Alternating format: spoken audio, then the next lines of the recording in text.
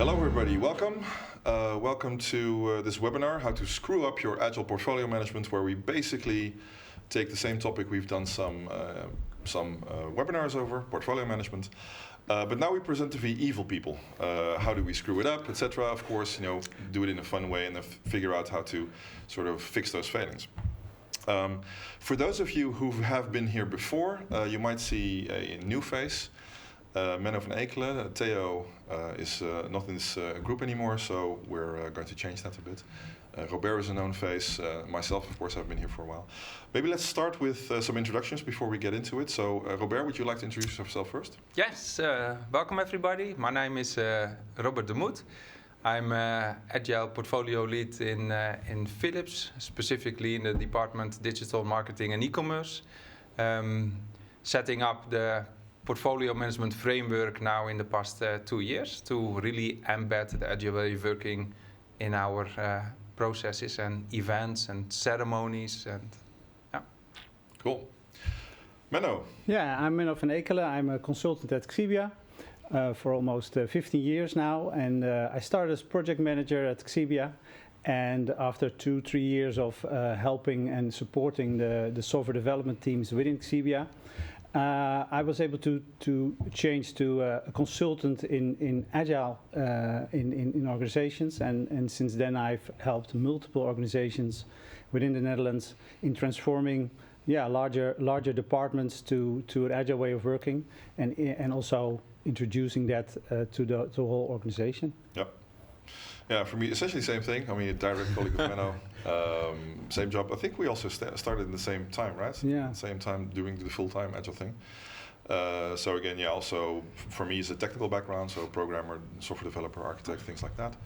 And then around the same time, we both switched into a sort of new unit, and then we became Agile consultants. So we've been ever since. So yeah.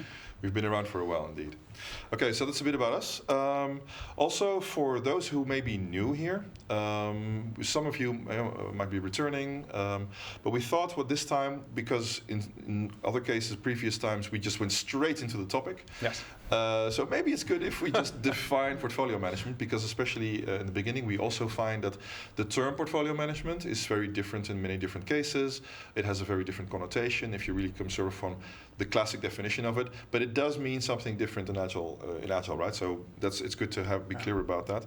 I think also when we did a bit of a pre-talk, we agreed that fundamentally, if you want to boil it down to a single statement, it's product ownership at the higher level, at sort of the team of teams level. And of course, because team of teams is more complicated, and especially if you say a team of teams even becomes departments, right? If it's really the higher level, there's some more stuff that goes into it, right?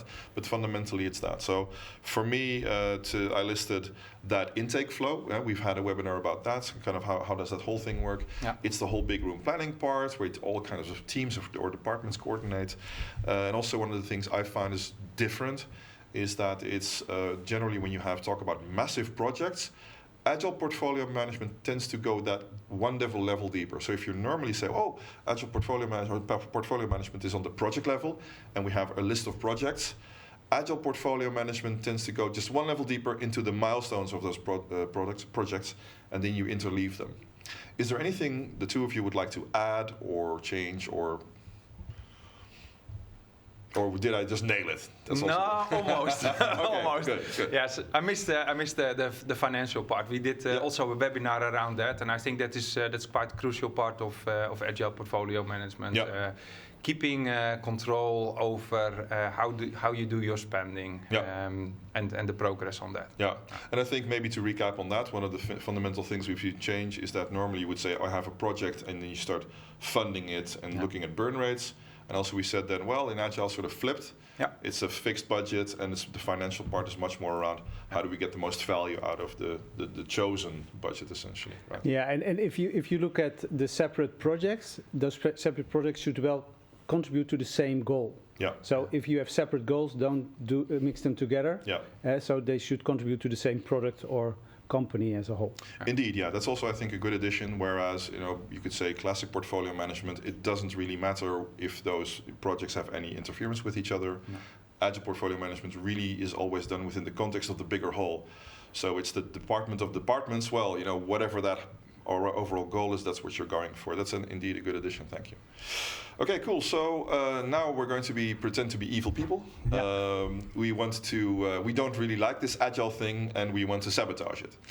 And so there's many ways to sabotage it. We also had a bit of a pre-talk, and we are going to basically go through several of the aspects, so to speak, of our portfolio management, go through them one by one.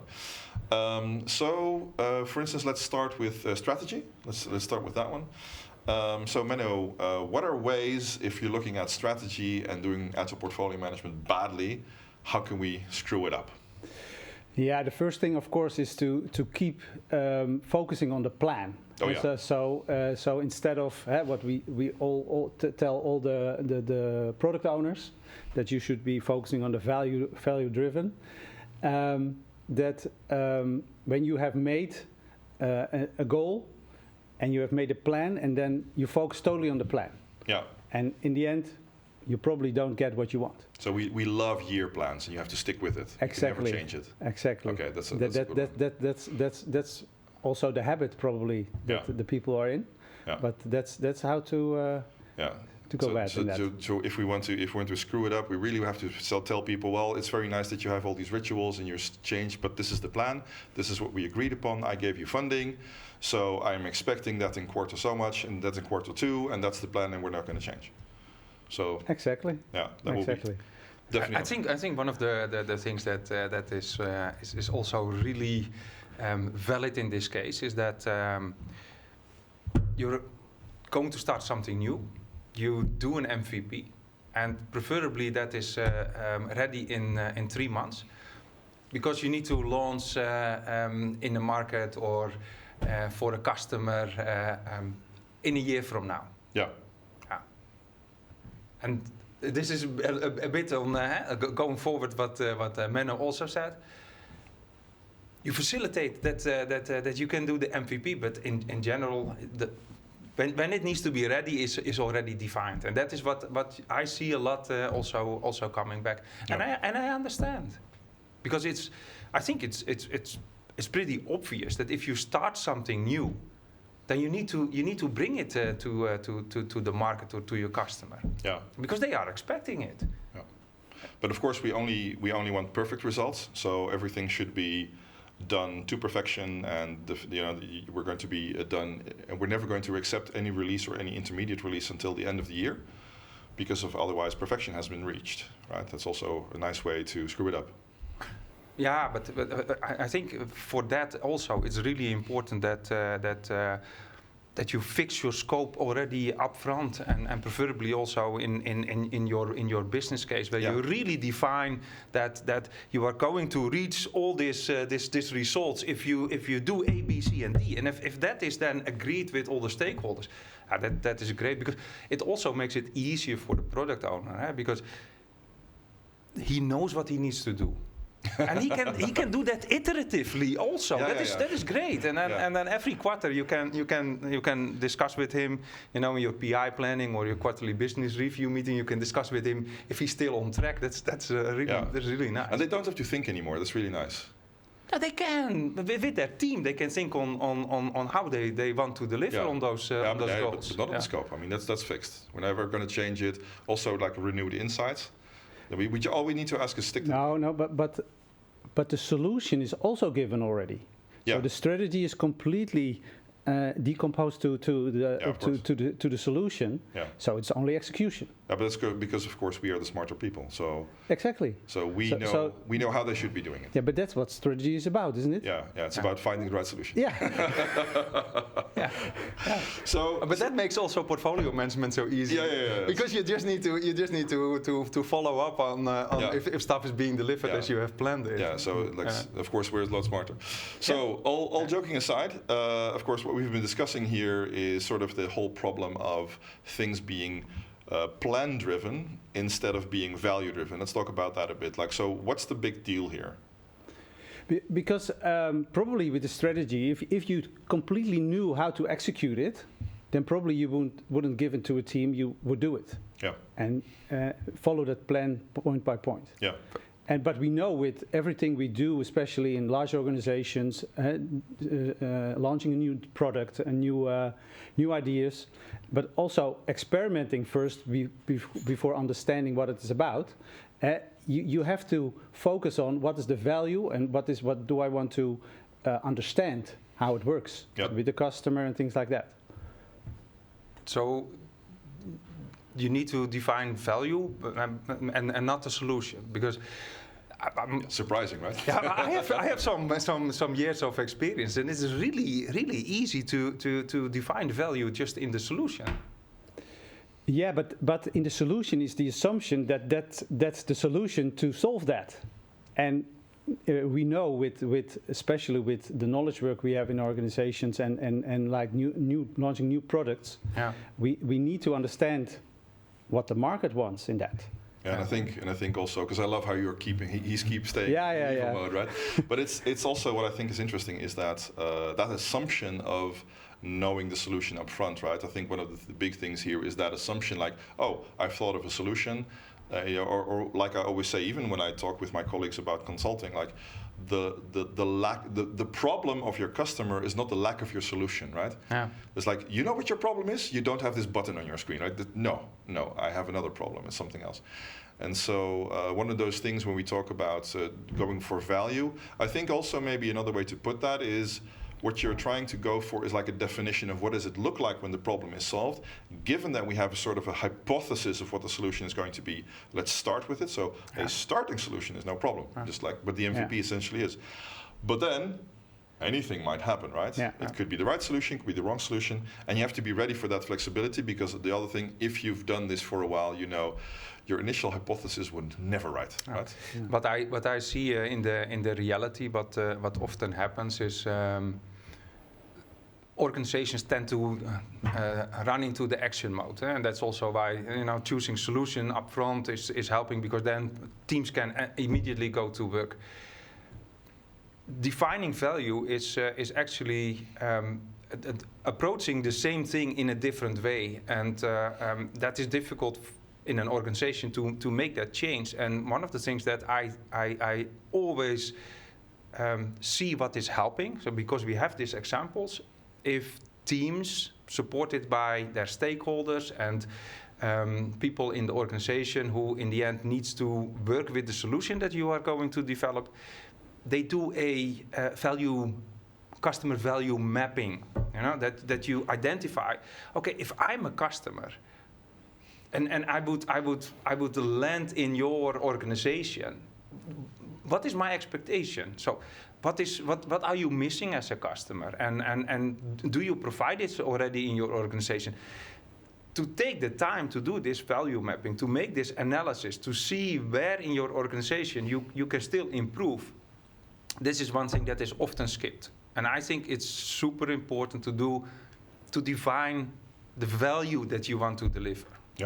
So another tip actually for evil mode: if you want to screw it up, make sure that you don't give any time for the value stream mapping, because that's kind of a customer bullshit thing, and we're not going to do that. Okay, so do not give time for value stream. No, but also you don't need, because you have often a lot of managers with 10 plus years of experience. They already know.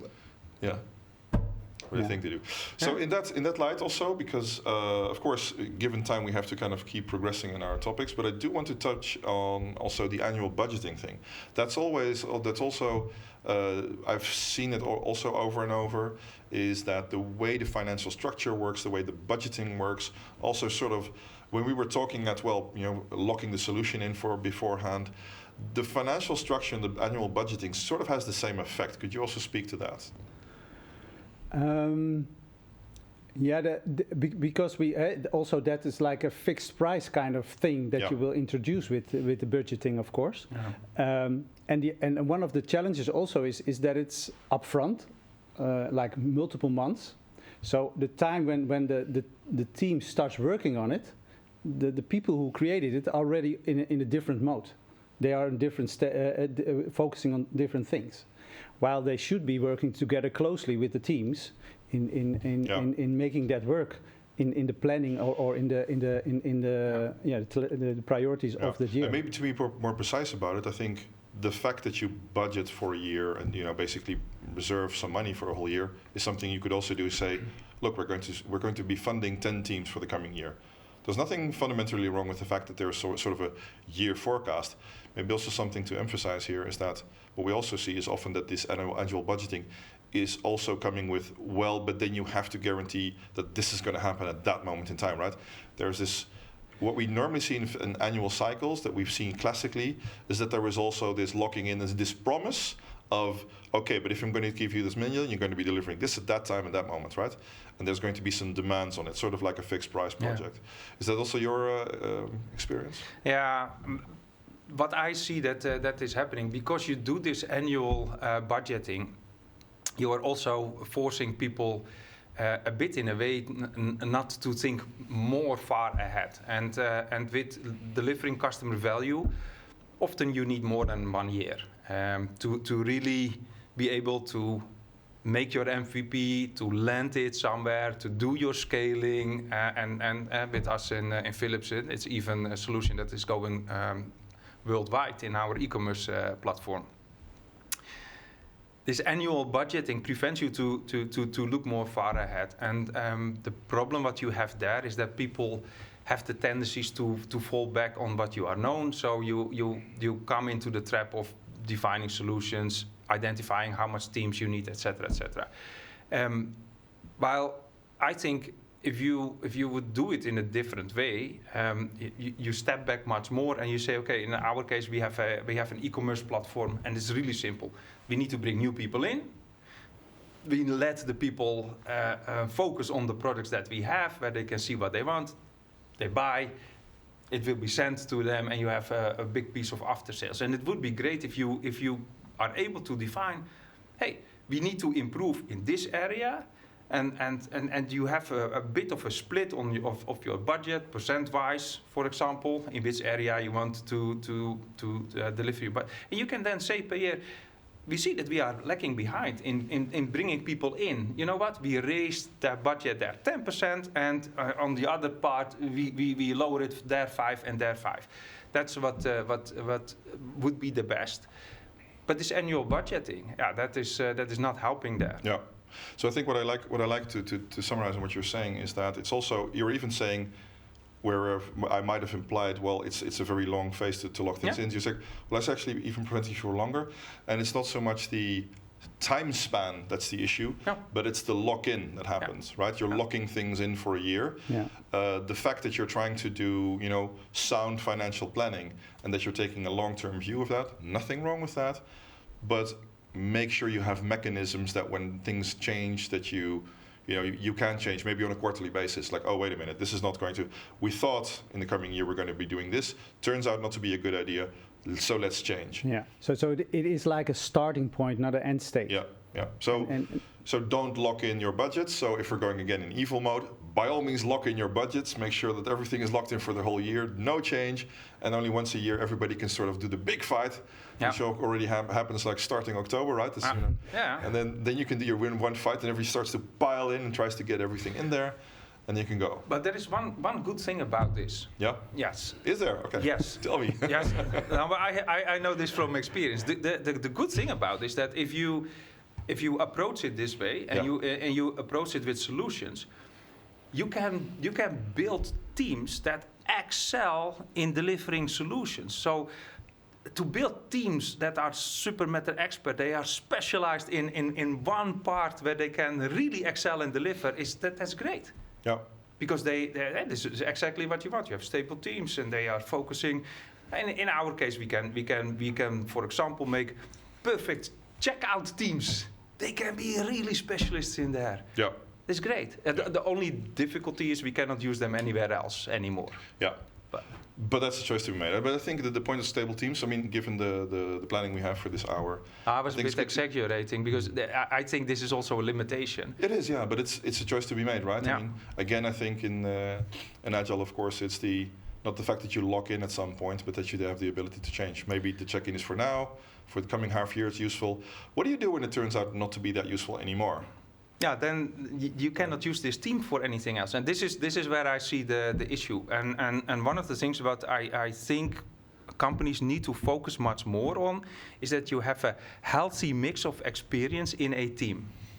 Yeah. So you can keep the team together, but you are able to say, you know what, this year you work on engagement, and that's great, but next year we can let you work on in our case, in our platform, on care. It's a bit the same, but a little different. So if you have a healthy mix in your team of different experiences, you can do that. Yeah. What I often see is that with this solution-driven way, you get a lot of teams that are becoming specialists, subject matter experts, and that is really hampering you to be flexible. Yeah. So over specialization, so instead of having a team which might be somewhat more generalized than you would specifically need, but again, then you're resilient against change. Yes. Maybe a different change, because then, you can keep, because, like at least I always like to say is that also your team structure is your social capital. Yes. And every time you change your team, you're destroying basically your social capital. Yes. Cool. Yeah. So let's in the sense of things we want to discuss another topic. Oh, by the way, for all of you questions. watching, the questions, I see that the chat, and I forgot to mention that. So I have the chat open here. If there's any questions, remark, etc. Of course, I cannot guarantee, because sometimes it's like 30 things flying by at the same time, and sometimes only one question. But if at all possible, I try to kind of keep an eye on the chat and see if I can fold sort of the question in at some point. So by all means, if you have any questions, the chat is open. I'm having an eye on it. So basics in place. Next topic, because what we mentioned that fundamentally we're talking about scaling up the product owner role. And so, Menno, can you talk a bit about what can go wrong if like the fundamentals aren't in place in that sense? Yeah, what can go wrong is that the product owner, if you have to have a large group of product owners and teams, the product owners don't have their basics in place, like their product backlog. Because if you want to do on a higher level on that interaction with the other teams, delivering together the value, you have to have your backlog in place, and you don't want to after the discussions that you have with other product owners to make that in place, because you have to move forward together. Yeah. So what you see with a lot of teams going wrong is that.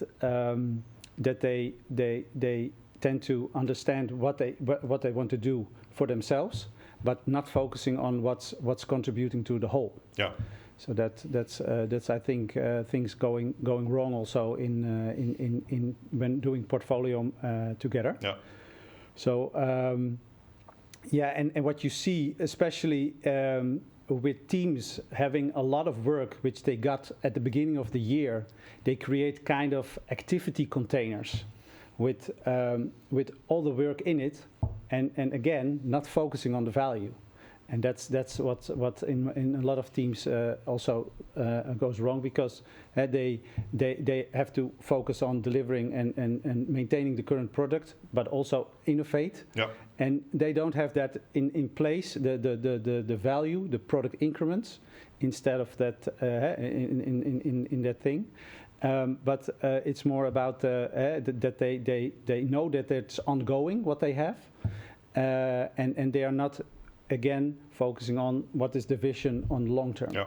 So they have no transparency on that. It's badly communicated, but also the transparency basically the other way, which I've recognized that, is that when teams have bad backlogs, they also cannot really explain to the other teams, this is what we're doing. So there's no sort of correction mechanism anymore. Like it's just stuff. We're doing stuff.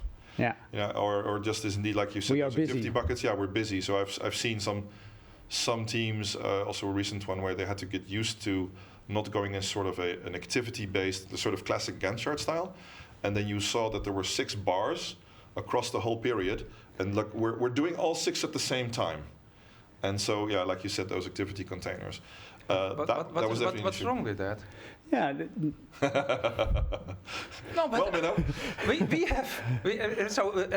we have 50 plus product owners in DMAC, you know? And they work perfect in Scrum cadences. They have retrospectives, sprint plannings. They do improvements.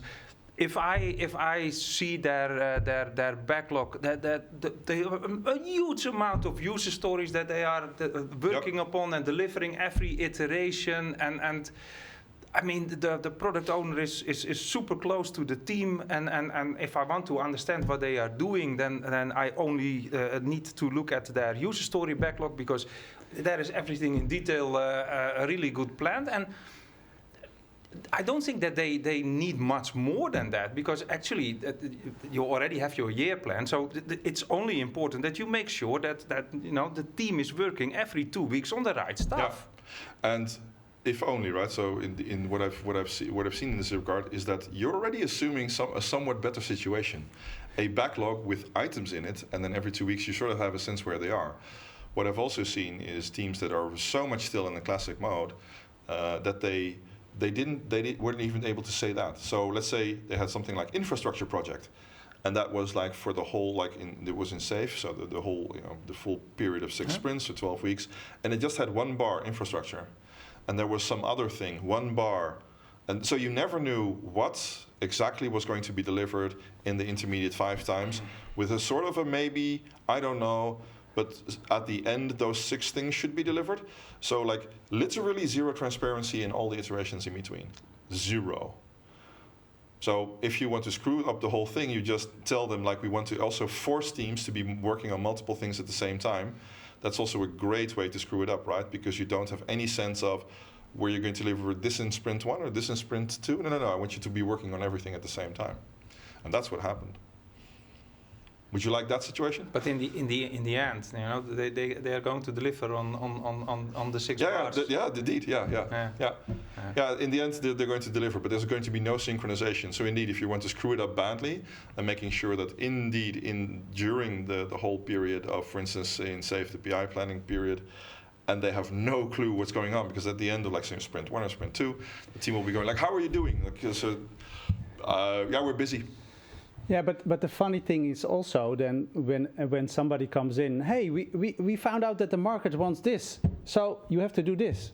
They cannot change their direction because they have to finish that first, which is a very large thing, and they don't know and they don't know how to deprioritize that. Because they are not focusing. You can do that on top of. but it's extra. A team should be capable to deliver a bit more in a quarter. I love the way your brain works. Yeah, should you push and into that thing? Of course, indeed, just plunking the work on top of it. It's actually one of the things I also wanted to. But the good thing is that the product owner is not able to show me that he cannot handle it, because if I ask his backlog, I see a few lines and it's done. Yeah. So if I'm talking to the product owner and he cannot explain, then.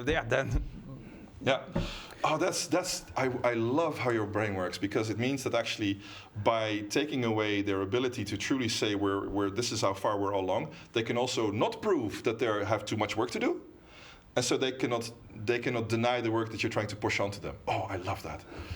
That's so evil. But this happens. Sadly, it happens, yeah. And to add on top of that, and I think one of the things we sort of discussed when you mentioned the activity containers, is that, of course, portfolio management tends to be, you could say, like the bigger initiatives that you're doing through. But, of course, teams have other things to do. Very often, there is a sort of a low-level grade incident response that they need to do, 24/7 support, things like that. Things you normally don't do in your big portfolio planning, because it's stuff, regular work. And what you would normally see is that you would reserve time for it. But of course, turning this around into evil mode, we just say, no, with our portfolio management, we just plan them to full capacity. Exactly. Just fully load them. Full highway. Yeah, so because 100% of the team just fully and have no consideration for any other thing, or say, look, we can only plan in like 60% of the team because 40% goes into operational support. No. But this is which is also not transparent. It's like hidden. Yeah. They don't mention it at all. No. So there's great opportunity for some side steering, right? It's like nice that you have the portfolio plan, but here's something extra I'd like to do. Yeah. This is like you are a car manufacturer, and you manufacture the cars. But you don't need to make spare parts. Yeah. Who cares about spare parts? Yeah. Unless, of course, there's somebody who has a garage and is calling then the product owner and can you deliver me a spare part? And the product owner is like, yeah. So in conclusion, so bad team backlogs, bad overview of what the teams are doing. So, I've seen that the same thing. Sort of the whole making sure that teams can work well together is founded upon the fact that the component pieces, the component teams actually have a good sense of where they're heading, thing is, and don't hide the work, right? So take some time to make sure this team has 20% operational load, and that's all taken into account. So you can only for the big portfolio planning take 80% of their work into account. So if you really want to do it well, these are things that we are working on specifically from an Agile Portfolio Management framework. We are actively looking at the product owners. Have your backlog properly defined. And not only on the user story level, but also on your feature level and also on your epic level. The things that if a product owner does that properly and also defines properly how he is going to break down the customer value over an epic and a feature to the user stories, then you enable the product owner also to define priorities and also to help them in decision making. And you will also enable the product owner that he is able to change what he's working on every quarter, and not like this is the 6 bars and I work on them in parallel all the time. Sadly, I must say, if a product owner does not step up on this and does not take his own initiative to really work on his proper backlog on feature and epic level, usually what you see that from a leadership perspective, there is not really an incentive to push on that. Yeah, indeed. So that's I just wanted to say, so if we go back into sort of the evil mode that we're having fun with now, what are the many ways that we could make it such that a product owner, that we basically take away that ability? How can we make sure that product owner doesn't do their job very well? I know. Yeah. Yeah, as a manager, you are going to sit with your product owner and his team, and then every 2 weeks and look at the user stories. So kind of like at the micromanagement level. Yeah, of course. Because if you do that, then they focus all their attention to that, and the rest is forgotten. Yeah. Because you also don't talk about it. Yeah. Which is good, because then you can push new stuff on top of it. Yeah. You just push it in while you're talking about it. Yeah. And any other ways that we could screw it up for them? No, I think one of the other ways is, and this is really top down, and I think where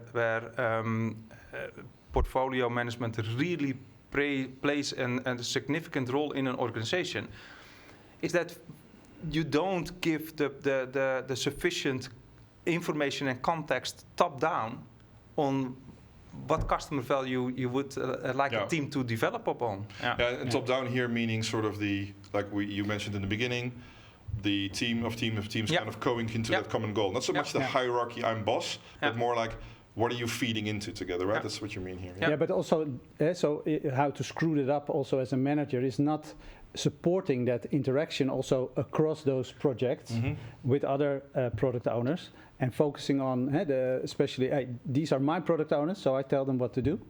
Instead of hey, this is the goal we have together with this department or with this product, and focus on working together on that. And go out of it. That's of course what we want. So if you look from the ISS to the Earth, you see beautiful things. You see the clouds, you see the water, you see the land.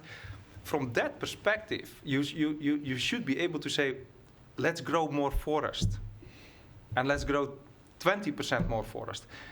In the end, the product owners, they decide what type of trees it will be, how many they will plant per day, etc., etc. But if you keep that level completely fake, and you only focus on the product owner, when are you going to plant trees?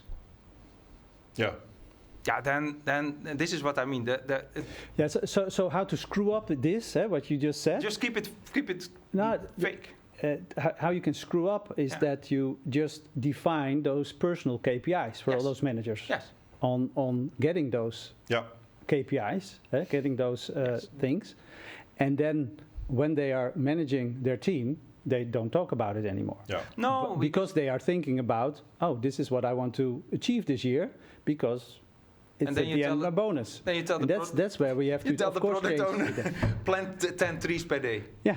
And if you don't do that, then you're screwed. and that's where the disconnection is, of course. If we talk about agile portfolio management, we say that this value story should be constantly in the interaction. The central point in interaction. To that point, because the term KPI was mentioned. What are the evil things we can do with KPIs in the way, for instance, if we're kind of looking again at that product owner level, or essentially everybody working in that ecosystem, what are some of the evil things we can do with KPIs that will break this whole thing? Just give everybody their individual KPIs. Individual KPIs, yeah. Okay. Yeah, but also that they are like separately, and they are contradicting. Yeah. Yeah. So they, in the end, it's like a nice fight, like gladiators in the Roman time.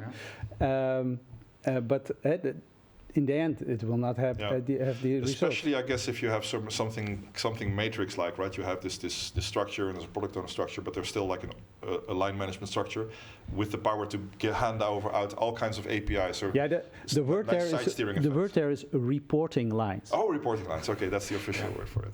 Yeah. So and of course we've never seen that in practice, right? No.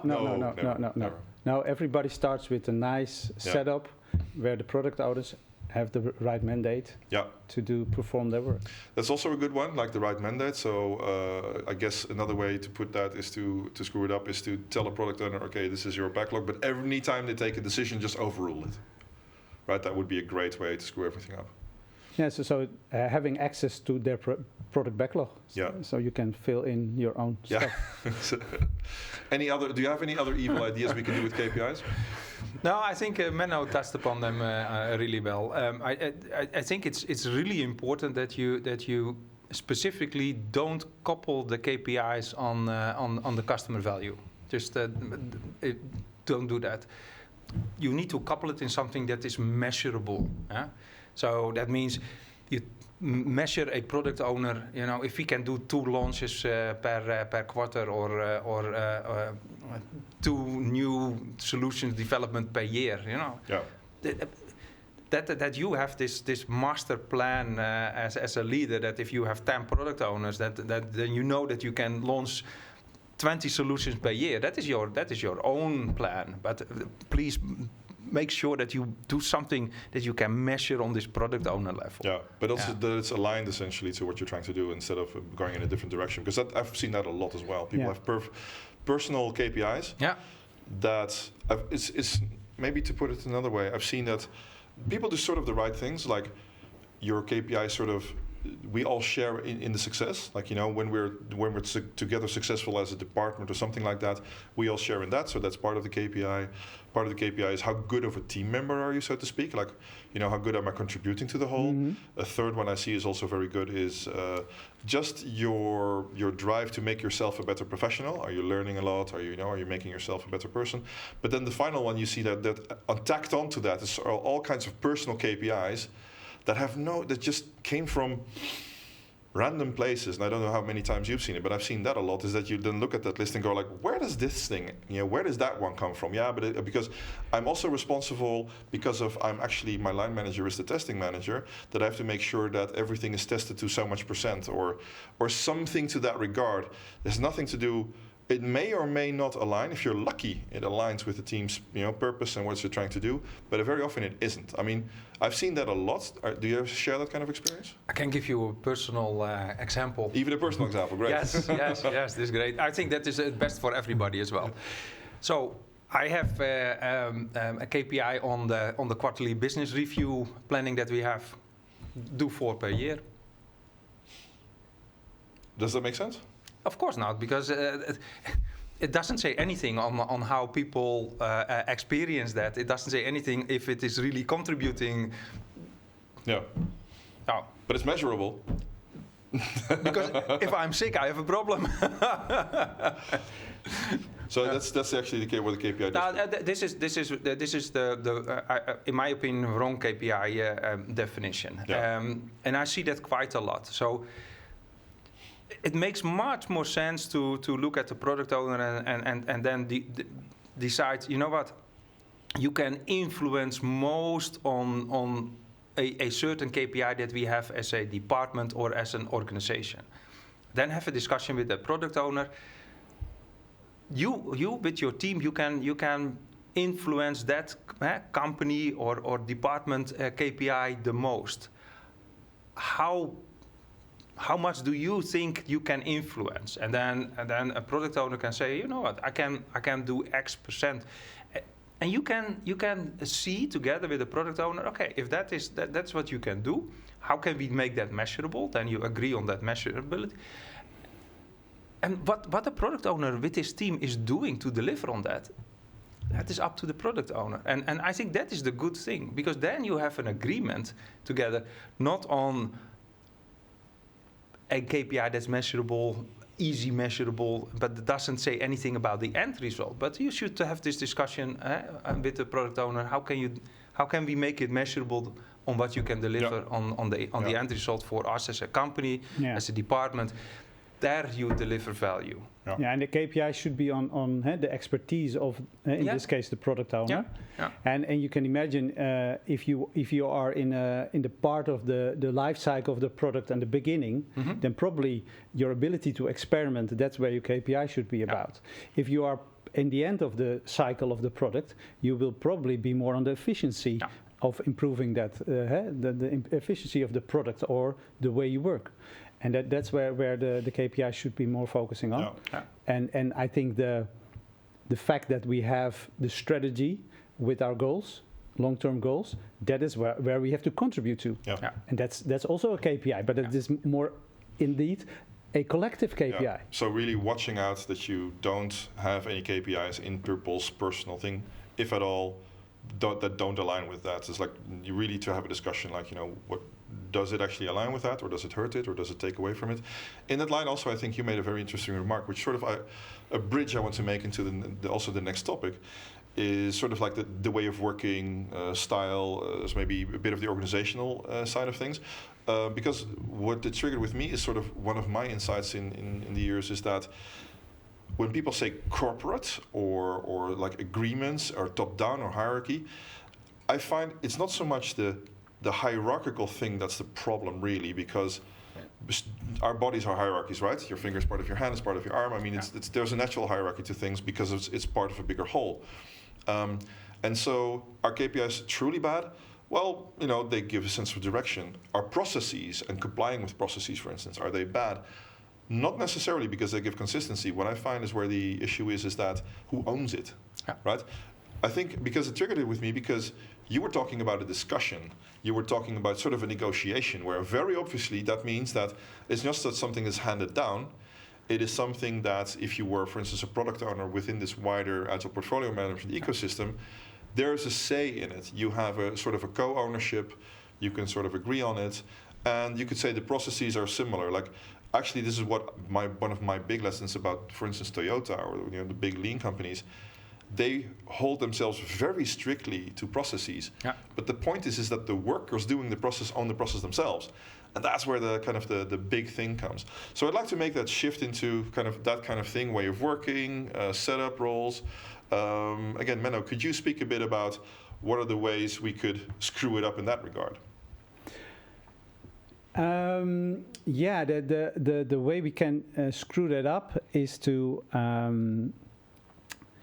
have too many separate teams for the whole life cycle of the product, of delivering it.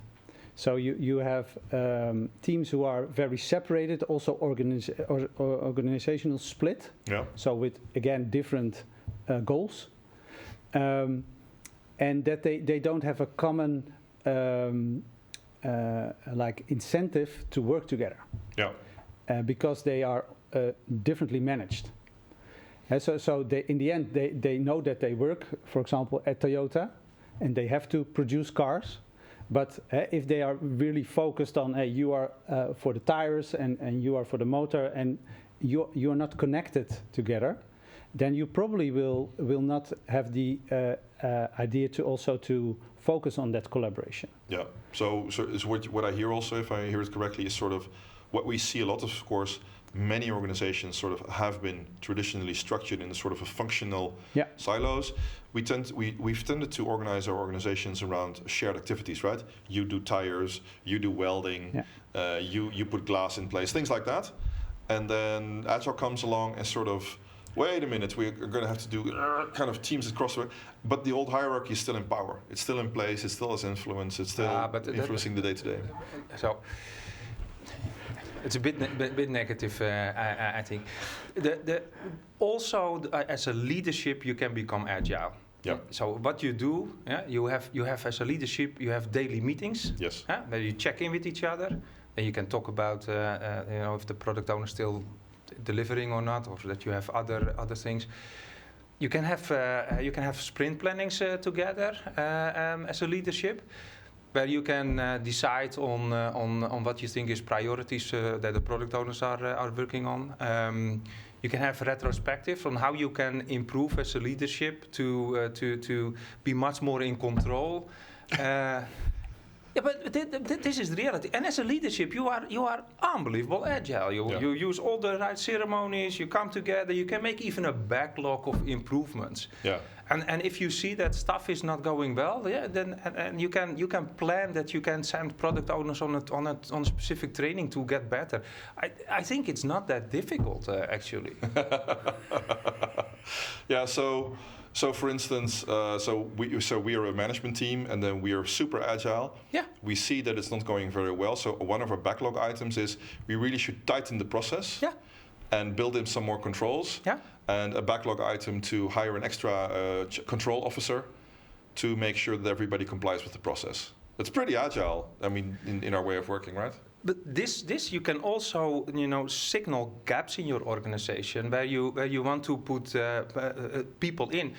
I mean, if you see that stuff is not delivered in time, or you not to the fullest, or they have a problem to align, you put in your organization strategist people who can manage that. Yeah. I mean, without that backlog, you would have never found it out. Yeah, indeed. Yeah. Yeah. Yeah. I don't know. Is he being too evil for you now? Yeah, he's too evil for me now. Yeah. No. But it happens. It happens, yes. It happens. They go the wrong way. Yeah, it's a kind of like, the things we've seen in the past, like, when people say Prince in name only, Pinot, and like, kind of sort of taking one mindset, apply it in a new structure, but since you're still using the old mindset, I still remember when somebody, like way back when he said something like to the literally almost, Prince 2, that is the templates. Yeah. And, and also one of the things I've learned through the years is that sprints, for instance, in and of itself, is not a waterfall framework. There's a lot of opportunities and ways that you can make it agile. There's actually all the bits and pieces are in there that you can essentially make it an iterative process out of it, out of Prince 2. But because people came into it with it is an iterative process. Yeah. Because you have stages. But so it is iterative already. So you can make it, and I think what I hear with you is I think it's a great example of sort of taking the new words, the new things, just putting all your old mindset into it and just applying it in the same way, and then using, since everything is about control, let's use this agile mechanism to put in more control. Yeah. And take away. So So the biggest challenge that I see, to do it well from an agile portfolio management framework perspective, is that you define in your organization the right ceremonies where people come together and where they can do really collaborative work.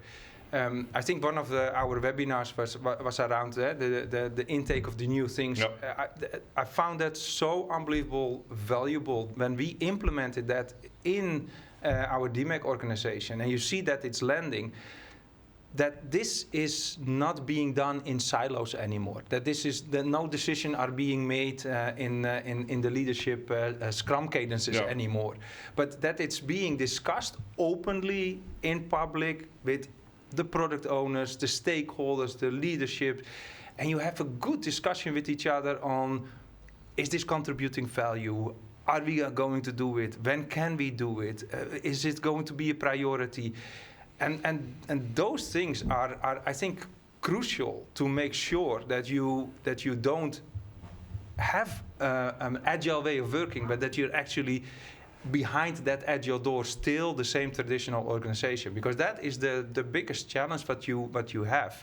How do you do the change properly? Yeah, but one addition to that is also that it is not on top of those old meetings. No. It's replacing those old meetings. Replacing. So you have your traditional management team meetings, and they probably change to what you call the retrospective kind of and what we call in Dutch legs on the table sessions, which are more about, okay, we see these things happen, what can we do about it, or how can we support our organization doing that?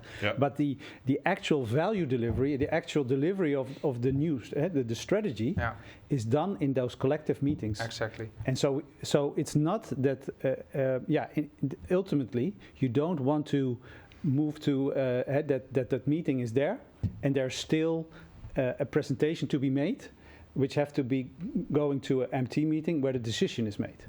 And that's what we want to get out of it. Yeah, just some remarks from the chat. One, I think, is a very relevant immediately feedback, right?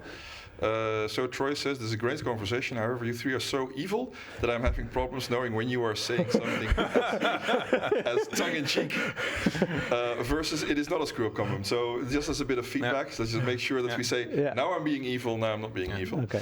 And another one, I'd like to. Ronald made a very nice remark also in the when we were talking about the way of working and functions. So let everyone only work on what's described in their function description. I guarantee no work comes out of the company. I love that one. Yeah. This is a typical one in HR. It's sort of it sort of aligns to that KPI discussion that we had. Is very tightly described job functions. I think so. To be not evil, I think this is. He learned very good. I think this is one of the biggest challenges. So if you have an agile transformation handbook. If this is a one-pager, on the top somewhere in the top 2 or 3 is make sure your HR is agile, and the reality is that it's often in the bottom, and that leads to so much issues that we have. And we did our evil talking. A lot of people want to be different, but if you, from an HR perspective, did not change really the roles of the people, then you get all these things that is not helping you, like the personal KPIs, because that is actually a traditional thing that is somewhere embedded in how you are HR structurally defined. Your manager, your leadership, who really wants to be your servant leader to help you to become better, is also limited because of how he is positioned in this organization. So I think this is one of the things that is really crucial for organizations to think about. If you want people to change, you also need to change some organizational structures. Yeah. Yeah, and one of the things you can, Sergio, also fun, very. You like the sociocracy and the holacracy. There, in holacracy, we say we split the soul versus the role. Yeah, role versus soul. And what I see in organizations, starting with Agile, the first thing I do is say, let's keep the current positions as we have, and on top of, we're gonna discuss the roles we need to be successful together. Yeah. And make there like a split in it. Yeah. And of course, you can say some of the positions you currently have can have a certain role in that. So a customer journey expert can be a product owner, and a developer can be a Scrum Master. But it is more that you look at what you need to be successful, and then see if we need to change the positions and the functions in the organization. Yeah. But I think also what it also speaks to is that sort of in this being an ecosystem, you have to have a very holistic perspective, because what you might not think, Agile Portfolio Management, and we've been talking about product owners a lot because it's very much sort of product owner territory, but how much it can happen that, because what are you managing is this swarming, this ability of teams, etc., to sort of swarm and change and shift, because that's when it becomes agile at scale, and how then something that you can maybe sort of think, well, that's maybe a corner thing or something on the side, how fundamentally the HR structure and job functions can lock those teams in, and then making your agile portfolio management useless. So I think also maybe in a wider sense, that having a look at the wider ecosystem. So you don't need to screw up your agile portfolio management to screw up your agile portfolio management, right? You can do it through the financial way of the budgeting. You can do it through HR. There's many influencing factors that essentially can then end up screwing it up. So you need to take it all into account. Yeah, one of the things what we are implementing in DMAC, and this is why you cannot really be without processes and structure. We have a clear definition on the strategic level, the longer strategic level, that you focus on value. So once you have that defined and agreed and accepted within your organization, that you will focus on value on that strategic level, then in the end, everything that is under there, and also the work what the product owner is doing, will be positively influenced by that. So if you want to do it wrong, you do portfolio in the traditional way and you don't focus on value. Yeah. If you want to do it right, you set your portfolio up in such a way that you support your leadership and your stakeholders and everybody to think in value. Yeah. And also, so since we're almost at the closing, so we have about 3 minutes left. So it's maybe good to wind the discussion down. So with those 3 minutes, let's say if any of you would have to like sort of state. So we've sort of discovered the topic a bit. We've explored it a bit. If there would be one takeaway you would like to finish off with, each of you, with respect to if there's this one tip that I can give you, that's to make sure that you don't screw it up, like one of the biggest fail factors that you've seen, what would that tip be? I think it's in the ceremonies and the cadence. So if you do portfolio management, you have to agree together on that cadence.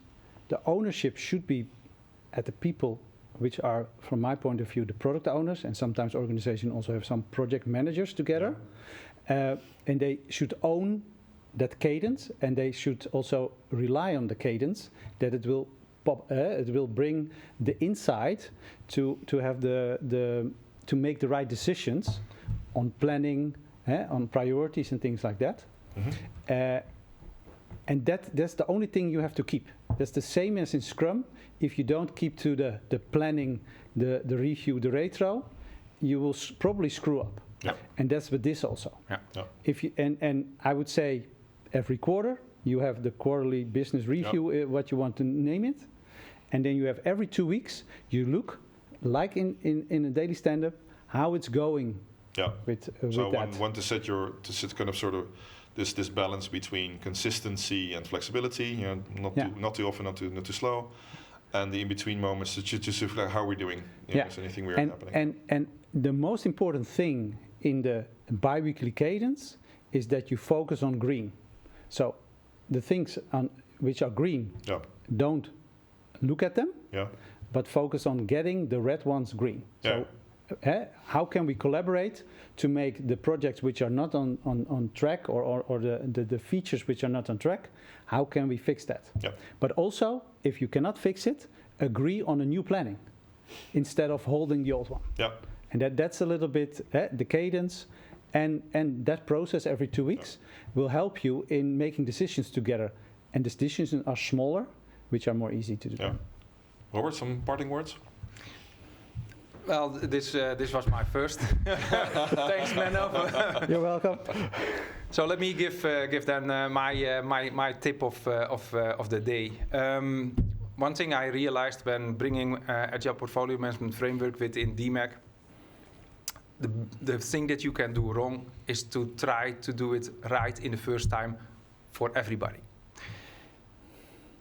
What you should do is your defined processes and ceremonies that you have.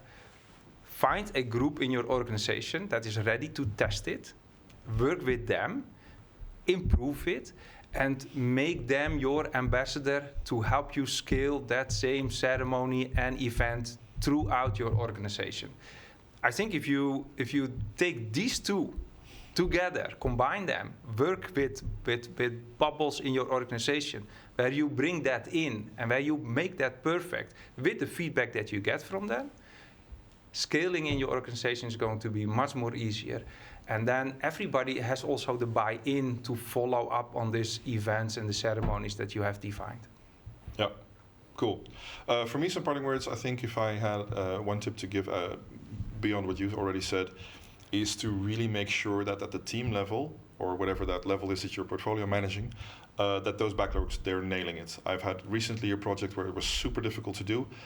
After having taught all the product owners really how to do the sort of the contributing backlogs very well, even if they were wrong, made no sense, and for the portfolio management sense they were bad, just putting all of that on the wall at high quality with good transparency, all of a sudden so many things became clear that the opportunity to start fixing presented itself almost automatically. Yeah. And so I always say don't build your castle out of sand, right? Basically, the good backlogs are sort of the Lego blocks, and then you can actually start building the building. That's a good one. I will remember that. Thank you very much. Don't build your castle out of sand. Because user stories, I will use that. User stories is sand, people. Too small to... Yeah. Indeed. Make some bricks, make some Legos. Exactly. Yeah. So with that, we're out of our time box. Thank you everyone very much for attending. Of course, as always, we've had fun. Thank you, Robert. Thank you, Menno. Look forward to see your questions and answers. We will answer them after this meeting. Everybody will get the email with that. As always, indeed. Good. Thank you for that addition, Robert. What we try to do is, if there's any questions that are not answered, the three of us basically we get an Excel sheet which gets sent to us by Petra, and then we try to answer all of them, and then everybody again gets those answers. So we do try to at least make sure that everybody gets as much of those answers solved. So thank you very much in conclusion, and hopefully see you on the next webinar in this series. Bye bye, everybody. Bye bye. Bye.